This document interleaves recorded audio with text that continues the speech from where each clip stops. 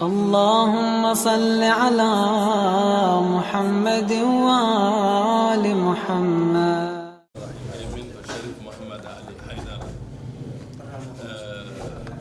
Je suis le président de l'Institut Mozdahir International et en même temps le guide de la communauté chiite Mozdahir, l'Afrique de l'Ouest. Importance, bon, c'est le fait de faire du bien. C'est-à-dire que, comme on a l'habitude de dire, on ne peut pas vivre sans nuire, mais il faut nuire le minimum possible et faire beaucoup plus de bien tous les jours. Donc c'est ça l'objectif. Ensuite, depuis plus de 25 ans, chaque année, j'ai l'habitude de voir toute la communauté en Afrique de l'Ouest et de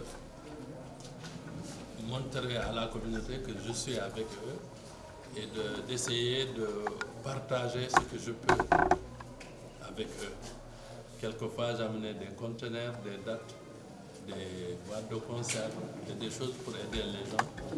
Mais depuis le Covid, la situation a changé. Mais ce que j'ai fait depuis que j'ai quitté Dakar, je passe un peu partout et je fais la même chose dans les autres pays. On essaye d'acheter du riz, du sucre, du lait, de la farine et voilà, apporter ça à nos frères et sœurs qui sont démunis. Je sais que je ne peux pas régler tous les problèmes, mais au moins quand je fais ça, je sens au fond de moi que j'ai fait ma part. Voilà. Cette fois-ci, déjà là, vous avez à peu près plus de 10 tonnes de riz qui est là.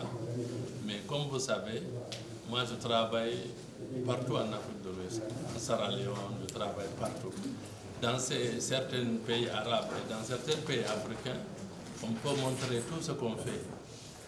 Et les gens même ils se plaignent qu'on les voit, qu'on les filme, qu'on leur donne quelque chose. Mais vous savez, le Fuladu, c'est pas comme ça. Le Fuladu, de façon générale, les personnes souvent, ils préfèrent mourir de faim que tu lui donnes quelque chose devant le public. Ce qui fait que ce que je fais maintenant là, c'est par souci aussi d'apparence, parce qu'il faut aussi que les autorités du pays sachent ce que je fais. Mais aussi, à beaucoup de personnes, je ne leur donne pas du riz, mais je leur donne des moyens de pouvoir acheter ce qu'eux ils souhaitent acheter. Et d'autres, je leur donne, mais dans des conditions discrètes, comme l'islam l'a recommandé. L'islam a dit, si votre main droite donne, la main gauche ne doit pas savoir ce que vous avez donné. Voilà.